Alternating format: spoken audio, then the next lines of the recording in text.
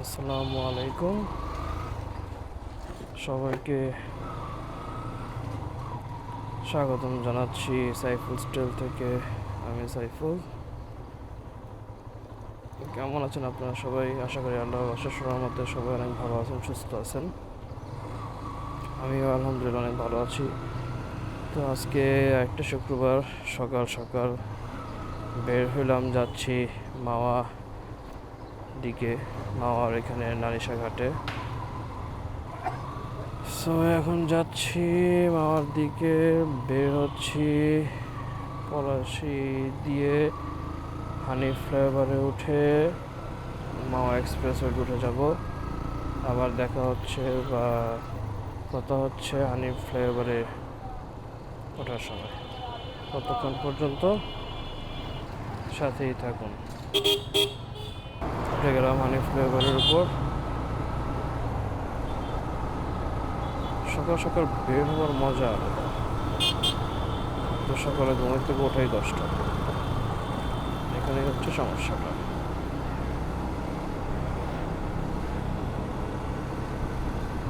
তো আপনারা দেখতে থাকুন সকালের ভিউ,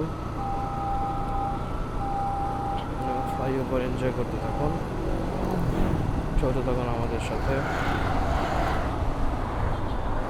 থাকুন সাইফুল স্টাইলের সাথে। আমি নর্মালি ট্যুর করলে হচ্ছে কি রাত্রেবেলা করি, ম্যাক্সিমাম সময় রাত্রেবেলা করার একটা মেজর কারণ হচ্ছে হাইওয়েতে যে থ্রি হুইলারগুলো থাকে, তারপরে একজন মনে ছিল রাস্তার এই পার থেকে ওই পারে আনন্দে দৌড় দিল, উল্টো পথের গাড়ি, এগুলো রাত্রেবেলা থাকে না। কুকুর বেড়াল সহজে থাকে না। এই কারণে আমি হচ্ছে কি হাইওয়েতে ট্যুর করে ম্যাক্সিমাম সময় আমি রাত্রেবেলা ট্যুর করি। কিন্তু বর্তমানে দেশের যে অবস্থা, মানে চিনতেই পারে না, বাসার সামনে বাসা নিজে চিনতেই হয় এখন। যে কারণে আমার সামনে প্ল্যান আছে কক্সবাজার যাওয়ার, সাজেক যাওয়ার। আমি তো রাত্রেবেলা ট্যুর দিই, কিন্তু রাতের বেলা এই ট্যুরগুলোতে বের হতে পারবো কি না, বের হতে ভয় লাগে। কারণ আমি যাই একা, আমার সাথে তো কেউ থাকে না।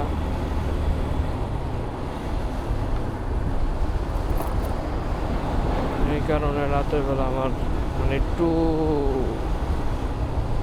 ভয় কাজ করতেছে যে আমি কি এবার মানে কনফিউজড, রাতে যাব নাকি সকালে রওনা দিব।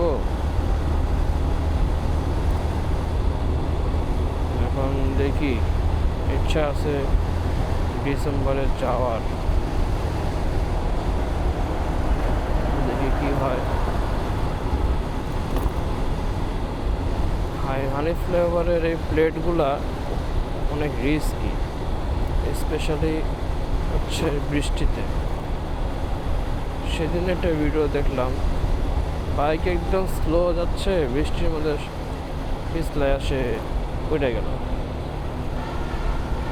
এই জিনিসগুলো হচ্ছে রিপেয়ারিং করে স্টিলের পাতের জায়গায়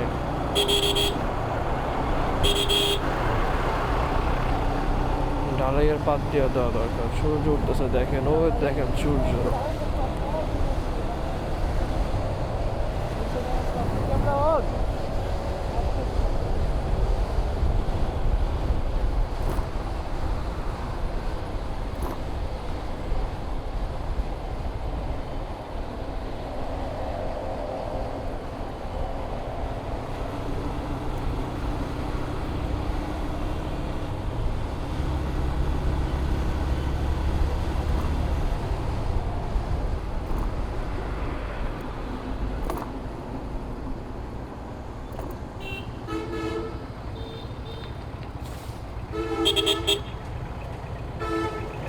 চলে আসলাম দেখতে দেখতে অনেক ফ্লেভারের টোল প্লাজায়।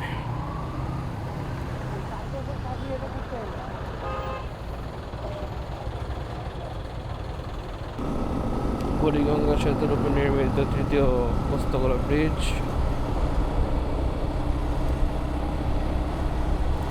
পোস্তগোলা ব্রিজ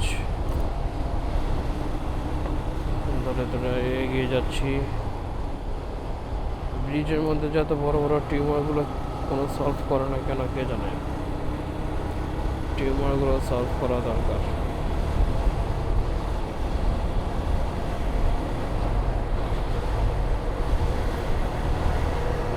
শেষ হয়ে গেল। মাওয়া রোডের স্পিড নাকি 80-তে লক করা। তো একটা বাইক গেল একটু আগে, প্রায় মানে RTR 4B, সে ছিল প্রায় কত 90+ স্পিড হবে তিনজন নিয়ে। আবার একটা প্রাইভেট কার গেল, তো 100+ স্পিডে ছিল। তো এদের কি মানে ভিডিও মামলা কেদের জন্য হয় না, নাকি ভিডিও মামলা শুধু বাইকারদের জন্য, এটাই বুঝলাম না। আমাদের মাননীয় উপদেষ্টা সাহেব যারা আছেন তারাই জানেন। এক্সপ্রেসওয়ের গাছের মানে ডিভাইডারের মধ্যে যে গাছগুলো আছে, গাছের ফুলগুলো দেখতে খুব সুন্দর লাগতেছে। প্রত্যেকটা গাছে ফুল ফুটে আছে। মন তো চাইতেছে দাঁড়ায় একটু ফুলের ভিডিও করি, একটু সুন্দর সুন্দর ক্লিপ যদি নিতে পারি নেই। কিন্তু এক্সপ্রেসওয়েতে তো আর দাঁড়ানোর কোনো সুযোগ নাই, সরাসরি চলে যেতে হবে। বাহ, কি সুন্দর কি সুন্দর, মাশাআল্লাহ মাশাআল্লাহ, সুবহানাল্লাহ। দেখেন একটা রোডটাই বা দেখেন, ও মসৃণ একটা রোড, পুরো এই পার থেকে ওই মাথা পর্যন্ত সব দেখা যেতেছে। রোড যদি ভালো হয় গন্তব্যের দূরত্ব কিন্তু কমে আসে। রোড ভালো হইতে হবে। রোড ভালো না হলে, যেমন আপনার মনে করেন যদি আমরা ঢাকা থেকে কক্সবাজার বাইক নিয়ে যাই, সেই ক্ষেত্রে আমার ঢাকা থেকে চট্টগ্রাম পর্যন্ত যেতে যে সময় লাগে, মানে 250 কিলো 150 কিলো যেতে সেম বা তার থেকে বেশি সময় লাগে। মানে চট্টগ্রাম থেকে কক্সবাজার যেতে আরও বেশি সময় লাগে, কারণ road condition was not good. ঠিক তেমনি হচ্ছে গিয়ে আপনার যে সামনেরটা হচ্ছে আমার ছোটো ভাই, ওর ওয়াইফকে নিয়ে যাচ্ছে। ঠিক তেমনি হচ্ছে গিয়ে কুয়াকাটা কিন্তু ঢাকা থেকে প্রায় 300 কিলো রাস্তা। কিন্তু কুয়াকাটা আমি হচ্ছে মানে একদিনে ব্যাক টু ব্যাক কভার করছি। বৃহস্পতিবার রাতের বেলা বের হয়েছি, শুক্রবার সারাদিন ঘুরে শুক্রবার বিকেলবেলা আবার ঢাকার জন্য রওনা দিয়ে দিয়েছি কুয়াকাটা থেকে। কীভাবে সম্ভব হইলো? সম্ভব হওয়ার কারণ একটাই, রোড ভালো হলে হচ্ছে গিয়ে যাতায়াত ইজি করা যায়, সময়ও কম লাগে। এখন দেশে সব জায়গায় রোড তো ভালো না, এই হলো সিচুয়েশন। যাক, শুক্রবার সকালবেলা সেনাবাহিনী হচ্ছে গিয়ে মাওয়া এক্সপ্রেসওয়েতে আপনার চেকপোস্ট বসায় রাখছে। প্রায় 8 থেকে 9টা বাইক হবে, যারা একটা জনের মাথাতে হেলমেট ছিল না, সবগুলোকে ধরে আটকে রাখছে। তো তারা বলে যে ভাই আমরা তো শখে দাঁড়িয়েছি, আমাদের ধরে নাই, কত কিছু বলবে।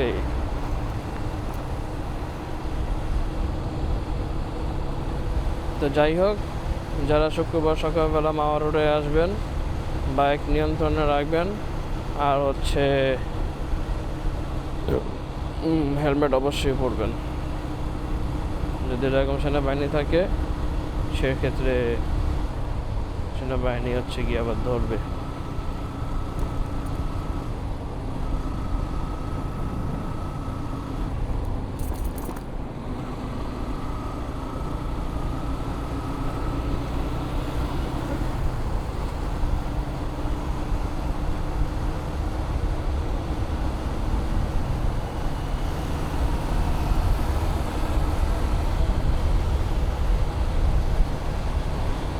বাহ, রোডটা দেখলে মনে হয় যে বাইরে কোনো একটা কান্ট্রির মধ্যে চলে আসছে। রোডটা দেখেন, শুধু রোডটা দেখেন, আর কিছু না।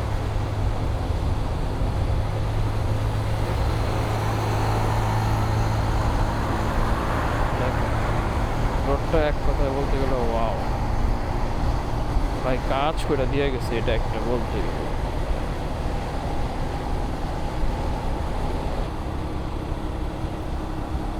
এখানে জোড়া ব্রিজ ছিল, তো আমি যখন মাওয়া সাইকেল নিয়ে আসি, তখন একটা ব্রিজ উঠে নেমে আবার একটা উঠছে। আমি তখন মানে এক্সপ্রেসও হয়নি, তখন মাওয়ার পদ্মা সেতুর কাজ মাত্র ধরছে, সেই 2000 কত 13-14 কথা। তখন মানে আমার খবর হয়ে গেছে। এই যে দেখছেন, এগুলোর কারণেই বাইকারদের আজকে যত বদনাম, যত নিয়ম কানুন সব বাইকারদের জন্য।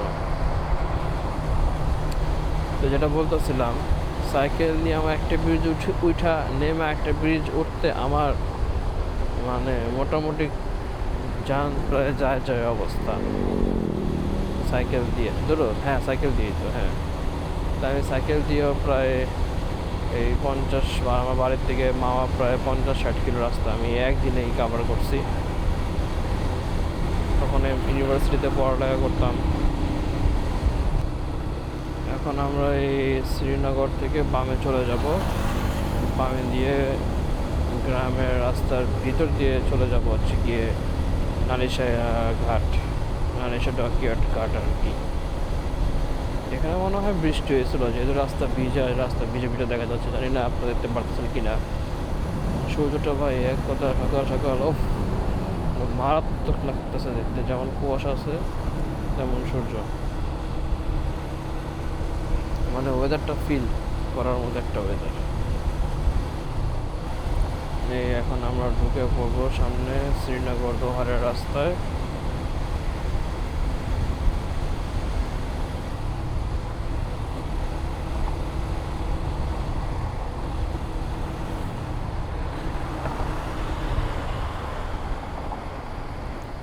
ট্রাক দাঁড়ায় আছে সব গাছের গুড়ি নিয়ে।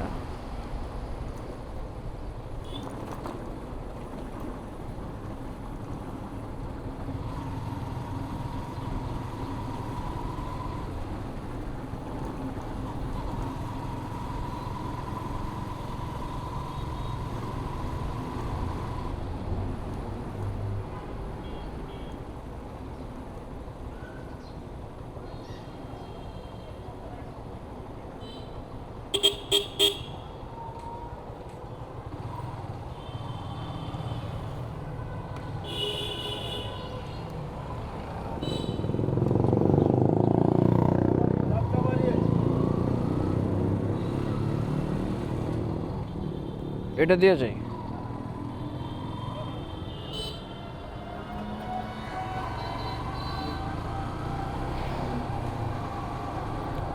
বাম দিকে খালের মতো দেখাচ্ছে, গ্রামের রোডে ঢুকে পড়ছি। জানি না, এখন গুগল আপনাদের দিয়ে তো কোনো ভরসা নাই, সে কি থেকে কি রোড দেখা দেয়। যাচ্ছি আমি নিজের লাইফে ফার্স্ট টাইম।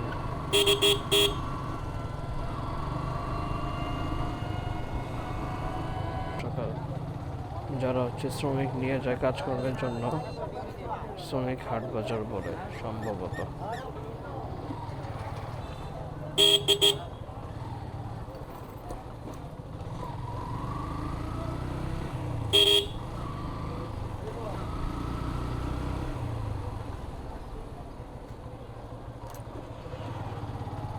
ডিমের গাড়িতে ডিম লোড করা হচ্ছে।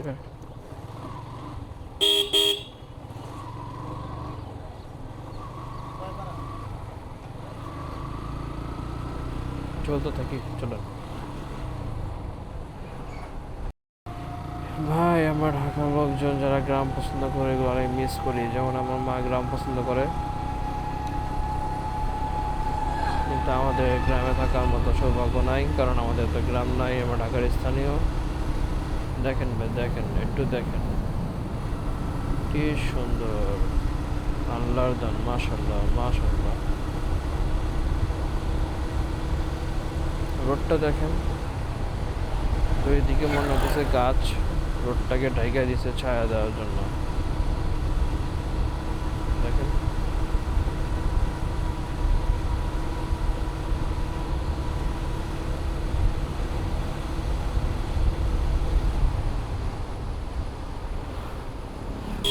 দেখেন অটোলার কাজ দেখেন, এই কারণে এগুলো বিপজ্জনক।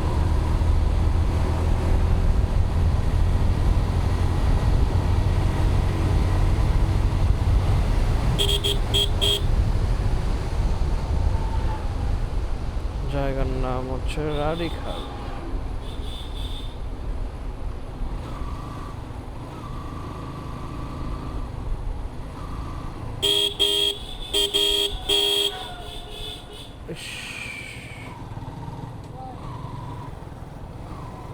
কিতা আমি কেন কমো কি কস এসব কইস না কিন্তু এসব কস কে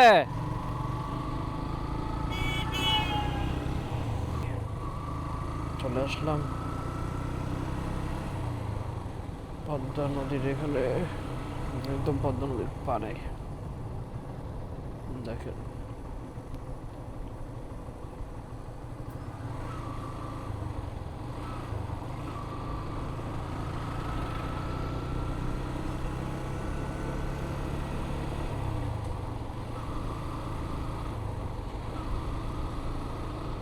জায়গাটা সুন্দর আছিল। হ্যাঁ ছবি তুলার দরকার আছিল। সামনে আরো সুন্দর জায়গা পাইবা আশা করি হ্যাঁ সামনে আরো ভালো জায়গা পাইবা মনে হয় চলেন চলেন।